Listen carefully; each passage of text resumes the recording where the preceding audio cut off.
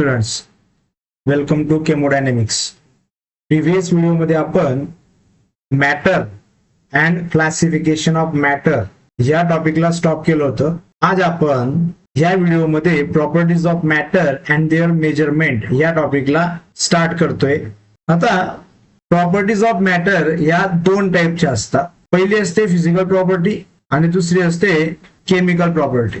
आता आपण या प्रॉपर्टीजला डिटेल मध्ये समजून घेऊ आणि त्यानंतर यांचे मेजरमेंट आपण कसं करतो ते आपण समजून घेऊ. त्यातली पहिली प्रॉपर्टी जी आहे ती आहे फिजिकल प्रॉपर्टी. आता फिजिकल प्रॉपर्टीची डेफिनेशन काय असते?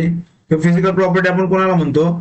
The properties can be measured or observed without changing the chemical compositions of substances. अशा प्रॉपर्टीज की ज्यांना आपण मेजर करू शकतो किंवा ऑब्झर्व करू शकतो.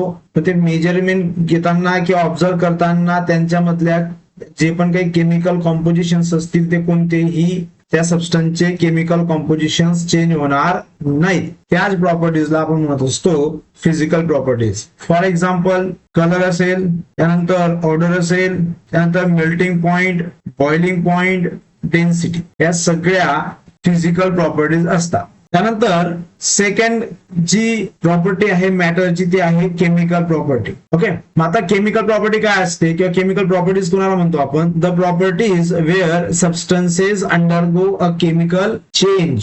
अशा प्रॉपर्टीज की ज्याच्यामध्ये एखादा सबस्टन्स जो आहे त्याच्यामध्ये केमिकल चेंजेस होत असतात, त्याच टाईपच्या प्रॉपर्टीला आपण म्हणत असतो केमिकल प्रॉपर्टीज. आता ह्या ज्या केमिकल प्रॉपर्टीज असतात त्या जनरली केमिकल रिएक्शन्स ज्या असतात या केमिकल रिएक्शनशी रिलेटेड असतात. आपण त्याचे एक एक्झाम्पल समजून घेऊ. जर समजा आपल्याला कोल दिला म्हणजे कार्बन दिला आणि त्याची रिएक्शन आपण ऑक्सिजन सोबत केली, म्हणजे आपण त्याला ऑक्सिजन सोबत बर्न केलं, एअर मध्ये बर्न केलं, तर त्याच्यापासून आपल्याला एक प्रोडक्ट मिळतो, तो असतो कार्बन डायऑक्साईड. आता याच्यात काय होतं? याच्यामध्ये हा कार्बन आणि ऑक्सिजन या दोघांमध्ये केमिकल चेंजेस होतात आणि केमिकल चेंजेस झाल्यानंतर या दोघांपासून काय तयार होतो? Carbon dioxide. अशाच सबस्टन्सेसच्या प्रॉपर्टीजला आपण म्हणत असतो केमिकल प्रॉपर्टीज. आता या ज्या प्रॉपर्टीज असतात मॅटरच्या, या प्रॉपर्टीजच्या मेजरमेंट कसं करायचं? म्हणजे मेजरमेंट करण्यासाठी आपण युनिट्स यूज करत असतो, युनिट वापरत असतो. आता युनिट काय असतात? युनिटच्या काही डेफिनेशन आहेत, दोन डेफिनेशन आपण इथं बघणार आहोत. त्याच्यातली पहिली जी डेफिनेशन आहे युनिटची ती आहे the arbitrarily decided and universally accepted standard. लक्षात घ्या, म्हणजे युनिट काय असतात की जे आर्बिटरीली डिसाइड केलेले आहेत आणि त्यांना युनिव्हर्सली ऍक्सेप्टन्स मिळालंय, त्या स्टँडर्ड्सलाच आपण म्हणतो युनिट्स. ओके, ही त्याची झाली एक डेफिनेशन. आता त्याची दुसरी डेफिनेशन कोणती आहे ते आपण समजून घेऊ. सेकंड डेफिनेशन बघा, a standard references select to measure physical quantity is called as unit. म्हणजे असे स्टँडर्ड रेफरन्सेस की ज्यांना युनिव्हर्सली सिलेक्ट केलेलं आहे. का युनिव्हर्सली सिलेक्ट केलंय? की कोणत्याही सबस्टन्सच्या फिजिकल क्वांटिटीज ज्या असतात त्या फिजिकल क्वांटिटीजला मेजर करण्यासाठी जे स्टँडर्ड रेफरन्सेस युनिव्हर्सली ऍक्सेप्ट केलेले आहेत किंवा सिलेक्ट केलेले आहेत त्यांनाच आपण म्हणत असतो युनिट्स. ओके, आता हे जे युनिट्स असतात या युनिट्सला आपण जनरली तीन टाईपच्या सिस्टीम मध्ये एक्सप्रेस करत असतो. त्याच्यात जी पहिली सिस्टीम आहे ती पहिली सिस्टीम आहे सेंटीमीटर ग्राम. सेकंड सिस्टीम त्याला आपण म्हणतो सीजीएस सिस्टीम, त्यांचा शॉर्ट फॉर्म आपण घेतलेला आहे सीजीएस सिस्टीम पहिली. दुसरी जी सिस्टीम आहे ती आहे फूट पाऊंड. सेकंड सिस्टीम त्याला आपण म्हणत असतो एफपीएस सिस्टीम. तिसरी जी सिस्टीम आहे ती आहे मीटर किलोग्रॅम. सेकंड सिस्टीम तीच आहे एमकेएस सिस्टीम. ओके, आता पुढे आपण बघू, पुढे जाऊन एसआय युनिट्स येत असतात. आता एसआय युनिट्स काय असतात? 1960 मध्ये एक वेट आणि मेजरमेंट्स यांची एक जनरल कॉन्फरन्स झाली आणि त्या जनरल कॉन्फरन्स मध्ये जे पण काही या सिस्टीम युनिट्सच्या सिस्टीम आपण मेजरमेंट साठी युज करत असतो त्या सिस्टीम्सला रिवाइज करण्यासाठी एक नवीन मेट्रिक सिस्टीम तयार करण्यात आली आणि त्यालाच नाव देण्यात आलं international system of units, that is SI system. त्याला आपण नंतर एसआय सिस्टीम म्हणायला लागलो. आता ऍक्च्युअली एसआय सिस्टीम काय असतं? It is the abbreviation. हा एक शॉर्ट फॉर्म आहे. हा एक शॉर्ट फॉर्म कोणाचा आहे? फ्रेंच नावापासून तयार करण्यात आलेला शॉर्ट फॉर्म आहे आणि ऍक्च्युअल मध्ये ही जी इंटरनॅशनल सिस्टीम ऑफ युनिट जी आहे तिला फ्रेंच लँग्वेज मध्ये सिस्टिमी इंटरनॅशनली दी युनिट्स असं म्हणत असतात आणि त्याच्यावरनच त्याचा शॉर्ट फॉर्म आलेला आहे SI, S for system and I for international. Okay, मग आता हे जे युनिट्स असतात या युनिट्सला आपण दोन टाईप मध्ये डिवाइड करत असतो. त्याच्यातला पहिला जो टाईप आहे तो आहे फंडामेंटल युनिट्स आणि दुसरा जो टाईप आहे तो आहे डिराइव्ड युनिट्स. फंडामेंटल युनिट्स म्हणजे बेसिक युनिट्स आपण त्यांना म्हणत असतो आणि डिराइव्ड युनिट्स म्हणजे काय, म्हणजे नवीन तयार केलेले युनिट्स की जे ऍक्च्युअल मध्ये फंडामेंटल युनिट्स पासूनच तयार केलेले असतात. आता आपण युनिट्सच्या दोघं टाइप्सला डिटेल्स मध्ये समजून घेऊ. आता या दोघं टाईप पैकी पहिला टाईप आहे फंडामेंटल युनिट्स. आता फंडामेंटल युनिट्स काय असतात, the units which are standard, असे युनिट्स की जे काय असतात बाळांनो, स्टँडर्ड असतात and not derived from any other units. and that units are called as fundamental units. असे युनिट्स की जे स्टँडर्ड असतात आणि आपण त्यांना दुसऱ्या कोणत्याही युनिट्स पासून डिराइव्ह केलेलं नसतं त्यांना जे आपण म्हणतो फंडामेंटल युनिट्स. असे टोटल 7 फंडामेंटल युनिट्स आहेत. 7 आहेत fundamental units. 7 fundamental SI units आहेत आणि आपण त्यांना या खाली एक टेबल दिलेला आहे, या टेबल मध्ये त्यांना आपण कलेक्ट केलेलं आहे. म्हणजे 7 युनिट्स कोणते कोणते आहेत ते आपण समजून घेऊ. ते युनिट समजून घेण्यासाठी आपल्याला पहिले अगोदर फिजिकल क्वांटिटी काय आहे ते समजून घ्यावं लागेल, त्यानंतर त्याच्या सिम्बॉल आणि मग नंतर ते युनिट आणि ते युनिटच्या SI युनिटच्या सिम्बॉल. पहिलं जे फिजिकल क्वांटिटी आहे ती आहे लेंथ. तर लेंथ जे आहे त्या लेंथच्या सिम्बॉल आहे स्मॉल l. आपण त्या SI युनिट लेंथ जे SI युनिट आहे त्याला आपण म्हणतो मीटर आणि त्याच्या सिम्बॉल आहे स्मॉल m. आता लक्षात घ्या बाळांनो, इथं जो युनिटचा सिम्बॉल दिला आहे त्याचप्रमाणे आपण युनिटचा सिम्बॉल राईट केला पाहिजे, लिहिला पाहिजे. सेकंड जे आहे फिजिकल क्वांटिटी ती आहे मास. मासचा सिम्बॉल आहे स्मॉल m. त्या मासचे जे युनिट आपण घेतो म्हणजे मास जे मेजर करतो ते किलोग्रॅम मध्ये मेजर करतो आणि त्याचा सिम्बॉल आहे small k and small g.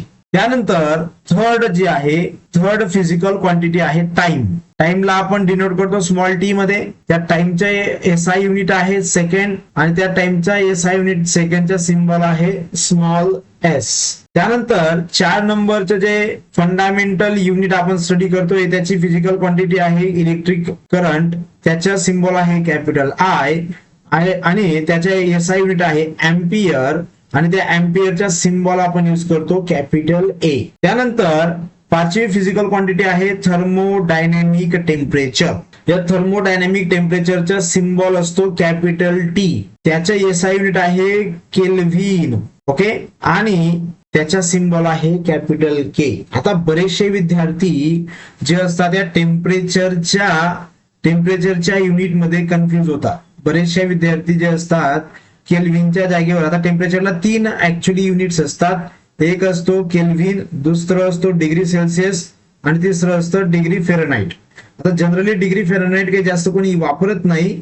Okay, पण जास्त करून वापरलं जातं डिग्री सेल्सिअस. पण ज्या वेळेस विद्यार्थ्यांना आपण थर्मोडायनॅमिक टेम्परेचरचे SI युनिट करतो तर त्यावेळेस बरेचसे विद्यार्थी डिग्री सेल्सिअस हे युनिट सांगत असतात. बट ऍक्च्युली टेम्परेचरचा SI युनिट आहे केल्व्हिन, हे लक्षात ठेवा बाळांनो, आणि त्याचा सिम्बॉल आहे कॅपिटल K. त्यानंतर पुढची फिजिकल क्वांटिटी आहे amount of substance. Amount of substance हे खूप महत्वाचं आहे केमिस्ट्रीमध्ये, लक्षात घ्या. त्याचा सिम्बॉल आहे स्मॉल n. त्या अमाऊंट ऑफ सबस्टन्सचे जे SI युनिट आहे ते आहे मोल. बघा मी मोलला कसं लिहिलं, इथं पण बरेचसे विद्यार्थी मिस्टेक करतात. आणि त्या मोलच्या SI युनिटचा सिम्बॉल आहे मोलच, फक्त त्याच्यात E लिहिलेलं नाही आणि कॅपिटल M इकडे स्मॉल m झालेला आहे. त्यानंतर पुढची जी फिजिकल क्वांटिटी आहे ती आहे लुमिनस इंटेन्सिटी, म्हणजे लाईट जो असतो ना, लाईटची इंटेन्सिटी. त्याचा सिम्बॉल आहे कॅपिटल I आणि त्याच्या सबस्क्रिप्टला स्मॉल v. ओके, आणि लुमिनस इंटेन्सिटीच्या SI युनिट आहे कॅन्डेला. त्याचा सिम्बॉल आहे कॅपिटल C स्मॉल b, दोघं कंबाईन मध्ये CD. हे होते आपले फंडामेंटल युनिट्स. आता आपण या फंडामेंटल युनिट्सचा यूज करून जे नवीन युनिट तयार करतो, प्रोड्यूस करतो, त्या युनिट्सला जे आपण म्हणत असतो डिराइव्ड युनिट्स. आता आपण ते डिराइव्ड युनिट समजून घेऊ. ओके, आता डिराइव्ड युनिट काय असतात बघा. The units all of the physical quantities can be derived from seven fundamental units. लक्षात घ्या बाळांनो, असे युनिट्स की ज्यांना आपण 7 फंडामेंटल युनिट्स पासून डिराईव्ह करत असतो, त्याच युनिट्सला आपण म्हणत असतो डिराइव्हड युनिट्स. आता इथं टेबल मध्ये टोटल 13 डिराइव्हड युनिट्स तुम्हाला दिलेले आहेत. त्याच्यात आपण काही समजून घेऊ लक्षात, आणि कसे प्रोड्यूस केलेले आहेत किंवा त्यांना कसं डिराईव्ह केलेलं आहे फंडामेंटल युनिट्स पासून, ते आपण 2-4 एक्झाम्पल घेऊन समजून घेऊ. बाकीचे मी तुम्हाला युनिट्स सांगतो. व्हिडिओ तुम्ही पॉज करून ते युनिट्स जर तुम्हाला लिहायचे असतील, राईट डाऊन करायचे असतील, तुम्ही त्यांना राईट डाऊन करू शकता. आता पहिली जी फिजिकल क्वांटिटी आहे डिराइव्हड युनिट साठी ती आहे एरिया.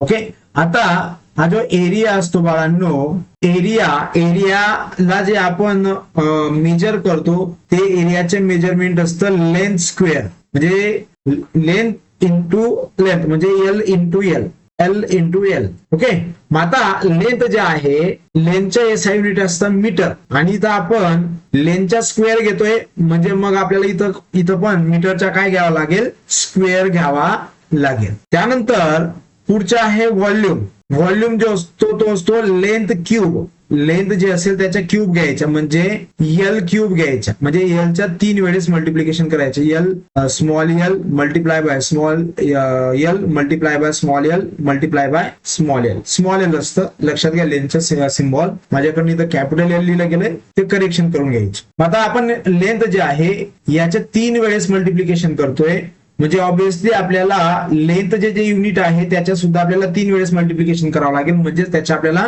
क्यूब घ्यावा लागेल. ओके, त्यानंतर पुढचे जे फिजिकल क्वांटिटी आहे ती आहे डेन्सिटी. डेन्सिटी काय असते बाळांनो, density is the ratio of mass and volume, म्हणजेच मास पर युनिट व्हॉल्यूम, ज्याला आपण म्हणतो सो डेन्सिटी. आता जे मास असतं बाळांनो, मासच्या एसआय युनिट आपण घेतो किलोग्रॅम, आणि व्हॉल्यूम जो आहे त्याच्या एसआय युनिट आपण घेत असतो मीटर क्यूब. म्हणून डेन्सिटीचे जे युनिट आलं ते आहे किलोग्रॅम मीटर क्यूब. आता बघा इथं पर मीटर क्यूब काय असणार आहे ते मी तुम्हाला सांगून देतो. बघा इथं हा जो केजी आहे या केजीला डिवाइड केलेला आहे कशाने, मीटर क्यूबने. मग ज्यावेळेस आपण या मीटर क्यूबला वरती घेऊन जाऊ, म्हणजे डिनॉमिनेटर वरून आपण न्यूमिनेटरला घेऊन जाऊ, तर त्यावेळेस ही पॉझिटिव्ह व्हॅल्यू निगेटिव्ह होऊन जाते. म्हणजे हा पॉझिटिव्ह +3 आहे तो काय होऊन जाईल, -3. म्हणून पण याला आपण रीड करताना वाचताना आपण त्याला पर वाचतो, पर निगेटिव्हला आपण वाचतो पर, म्हणून त्याचे युनिट काय झालं डेन्सिटीचं, किलोग्रॅम पर मीटर क्यूब.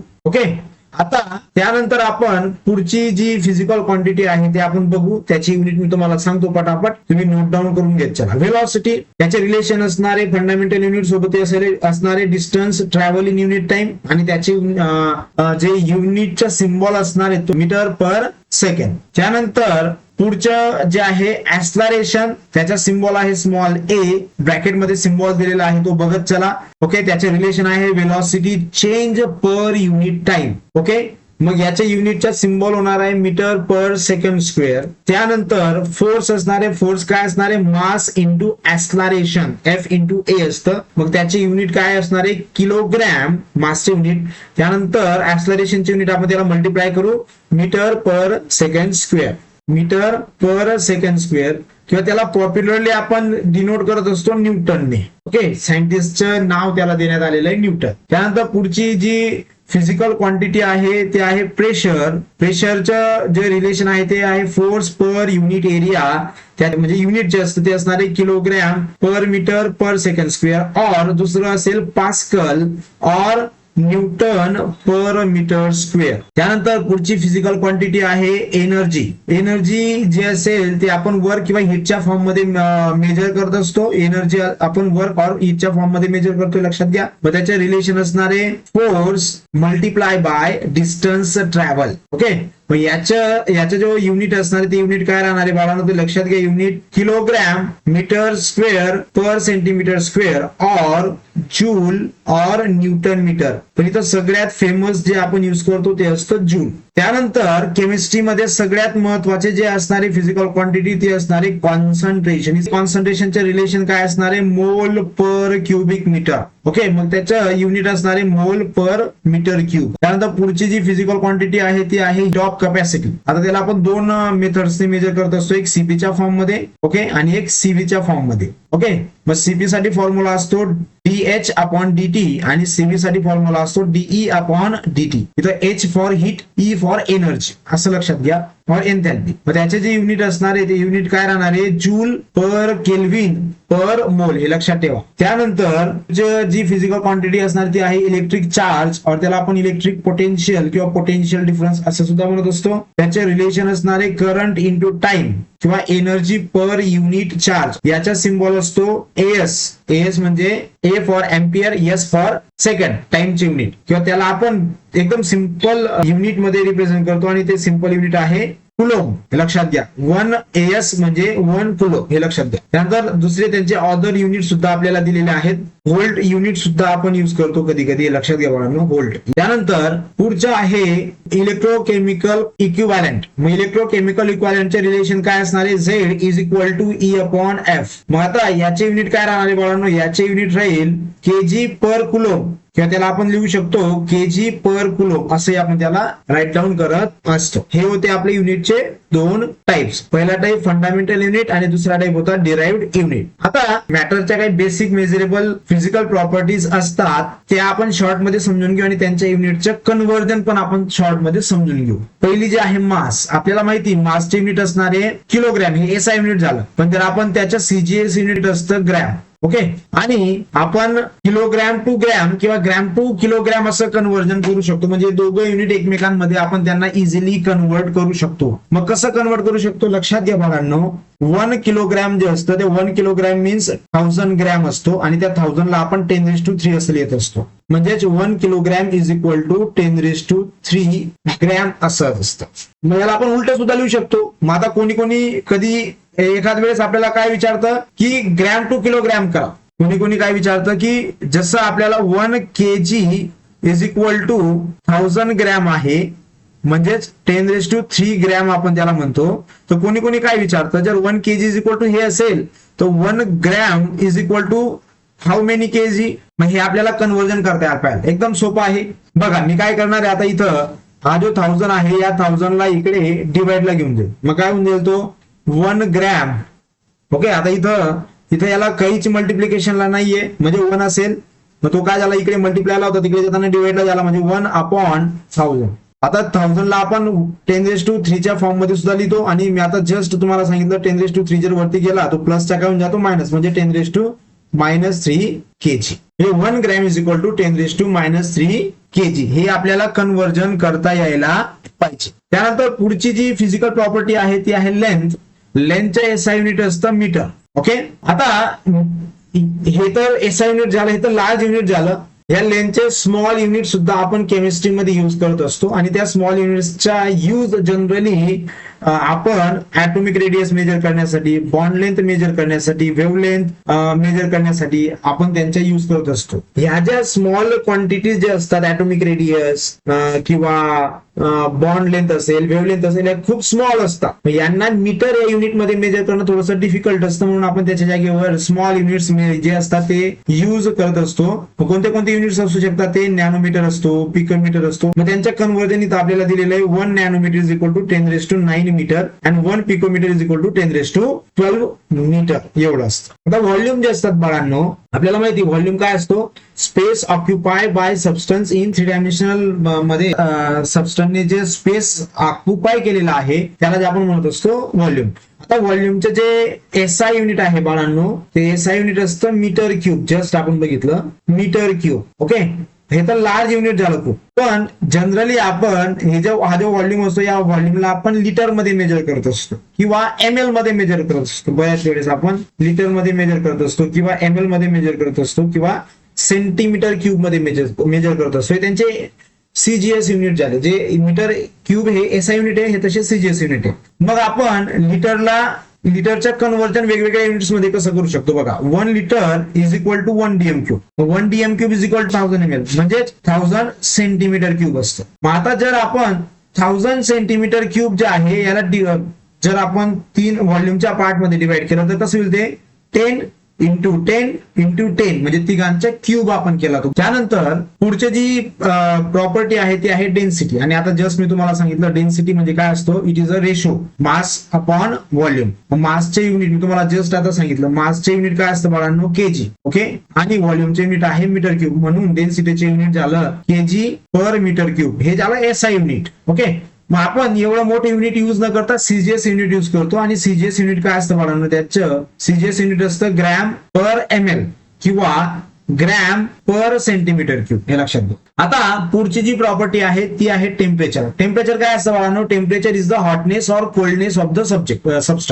आता हे जे टेम्परेचर असतं, या टेम्परेचरचे जनरली 3 युनिट्स असतात जे मी तुम्हाला बोललो. जास्त करून जे युज होतं ते असतं डिग्री सेल्सिअस, दुसरं असतं डिग्री फेरनाईट. आपण डॉक्टरकडे जातो त्यावेळेस डॉक्टर डिग्री फेरनाईट मध्येच टेम्परेचर मेजर करत असतो, हे लक्षात घ्या. डिग्री सेल्सिअस मध्ये नाही. डॉक्टर म्हणतो 104 टेम्परेचर झालं, 104 म्हणजे 104 डिग्री सेल्सिअस नाही तर 104 डिग्री फेरनाईट. म्हणजे फक्त आपल्या बॉडीचे जे टेम्परेचर आहे, बॉडीचे टेम्परेचर किती असतं, 37 डिग्री सेल्सिअस. याच्यापेक्षा 3 डिग्री सेल्सिअस म्हणजे 40 डिग्री सेल्सिअस पर्यंत टेम्परेचर झालं तर त्याला आपण ताप आला असं म्हणतो. आणि ते 40 डिग्री सेल्सिअस टेम्परेचर म्हणजे असतं 104 डिग्री फेरनाईट, की जे डॉक्टर आपल्याला सांगतो. ओके, त्यानंतर पुढचे युनिट आहे केल्विन. आणि या तिघांमध्ये केल्विन हे एसआय युनिट आहे, लक्षात ठेवा. आणि मोस्ट ऑफ द आपण जे युनिट युज करतो ते असतं डिग्री सेल्सिअस. आता या युनिट्सला आपण इंटर कन्वर्ट करू शकतो. म्हणजे काय, डिग्री सेल्सिअसला आपण डिग्री फेरनाईट मध्ये कन्वर्ट करू शकतो, किंवा केल्विनला आपण डिग्री सेल्सिअस मध्ये कन्वर्ट करू शकतो, किंवा डिग्री सेल्सिअसला आपण केल्विन मध्ये सुद्धा कन्वर्ट करू शकतो. मग आता यांचे सिंपल फॉर्म्युले दिलेले आहेत आपल्याला बघा.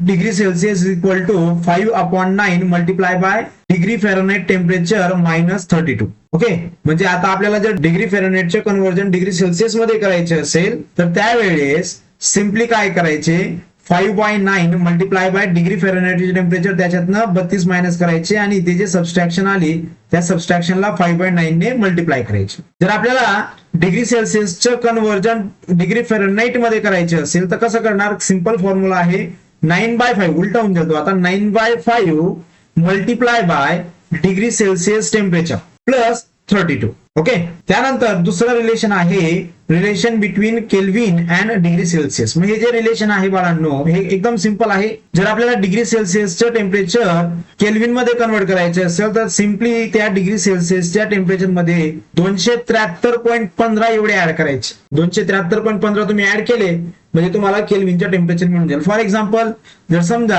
आपल्याकडे टेम्परेचर 0 डिग्री सेल्सिअस आहे आणि मला त्याला केल्विन मध्ये करायचे, मग सिम्पली काय करेल, या 0 मध्ये 273.15 एवढे ऍड करून देईल म्हणजे ते येईल 273.15 केल्विन. किंवा समजा आपल्याकडे 100 डिग्री सेल्सिअस एवढं टेम्परेचर आहे आणि त्याला आपल्याला केल्विन मध्ये कन्वर्ट करायचंय, तर केल्विन मध्ये कसं कन्वर्ट करणार आपण, त्याला एकदम सिंपल आहे, 100 घ्यायचे, त्या 100 मध्ये 273.15 ऍड करायचे म्हणजे आपल्याला मिळतील 373.15 आणि हे जे युनिट ते मिळालं तुम्हाला ते आहे केल्विन. तसंच आपण उलट केल्विनला डिग्री सेल्सिअस मध्ये कन्वर्ट करू शकतो. सिम्पली त्या केल्विनच्या टेम्परेचर मधून 273 सबस्ट्रॅक्ट करायचे, मायनस करायचे म्हणजे आपल्याला डिग्री सेल्सिअसचं टेम्परेचर मिळेल. ओके, आणि हे काही सम बेसिक ते युनिट कन्व्हर्जन्स आहेत. ते युनिट कन्व्हर्जन्स इथं तुम्हाला दिलेले आहेत. हे युनिट कन्व्हर्जन्स तुम्ही व्हिडिओ पॉज करून त्यांना नोट डाऊन करून घेऊ शकता आणि अंडरस्टँड करू शकता. आणि नाही अंडरस्टँड झालं तर मला तुम्ही कमेंट मध्ये ते विचारू शकता. आज आपण इथं स्टॉप करू. नेक्स्ट व्हिडिओ मध्ये आपण नेक्स्ट न्यू टॉपिकला स्टार्ट करू.